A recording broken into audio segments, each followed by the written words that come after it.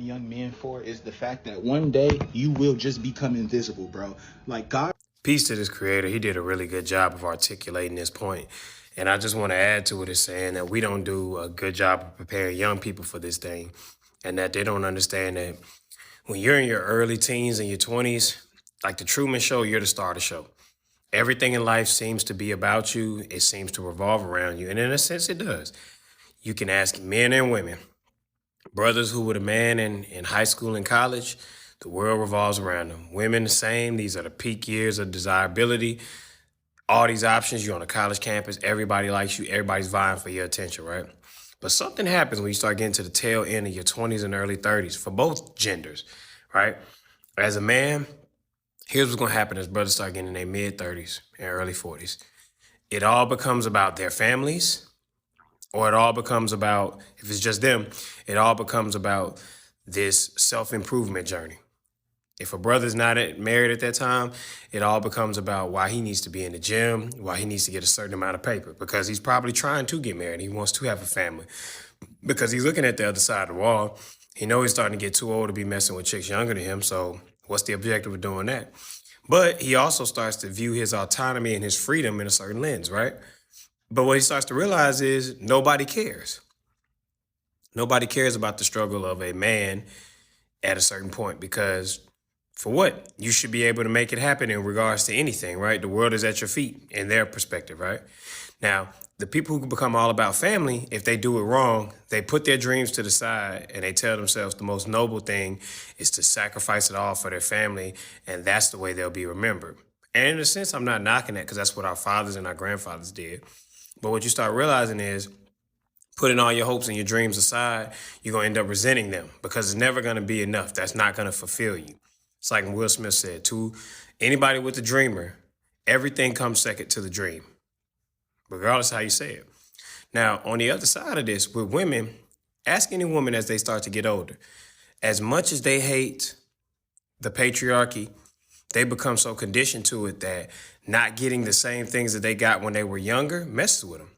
It's something about being objectified that women, as they get older, will tell you that they enjoy it. Now, mind you, I'm oversimplifying, but what I'm simply saying is, as women get older and they don't get the same benefits from being beautiful that they did when they were younger, it plays with their head. They stop feeling like the star character, even if they are the star, even if they didn't lose anything. It mentally starts to mess with their mind, right? They start to feel invisible. Add that with a child and add that with marriage, and they start feeling as if no one cares about them anymore. And that's something that young men and women struggle with, but young men in particular. It's like something Fonte said in one of his songs. He was like, "Black man, if you get a teaspoon of concern, just know that was more than a daily serving size," or something like that. People really don't care.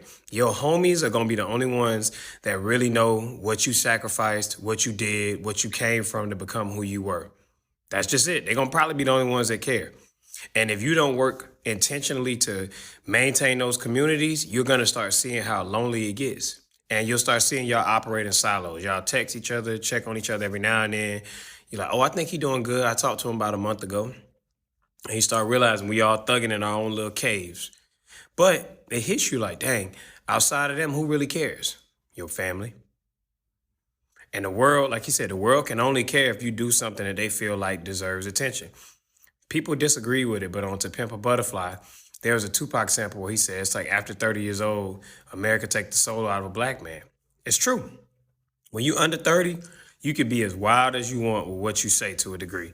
There's really no real consequences. Once you get over 30 and you start having a stake in life and working towards houses and families or apartments, families, cars, jobs, after that, the stakes become so high that being controversial is a burning the bridge type of thing, because no one wants to hear it. And it's unfortunate because even men have adopted the same logic. I got homies who went through major issues, almost died, almost lost their minds, and they've gotten through it, and they still be peddling that same garbage rhetoric of, "Man, y'all gotta hold yourself down, get your nuts up, bro, stop crying." Like, no, bro, cry. Tell your homies how you suffering. Tell your homies what you going through. That's the issue. right? We think just because other people or the world don't care that we shouldn't care. That's not how it should be. We was always supposed to be our own communities and safety nets. The world don't have to care as long as my people got me. That's what people need to remember. So to men, as y'all get older, understand, bro, the world isn't going to care, but your community should care. Your tribe should care. And that's what you got to find through it all.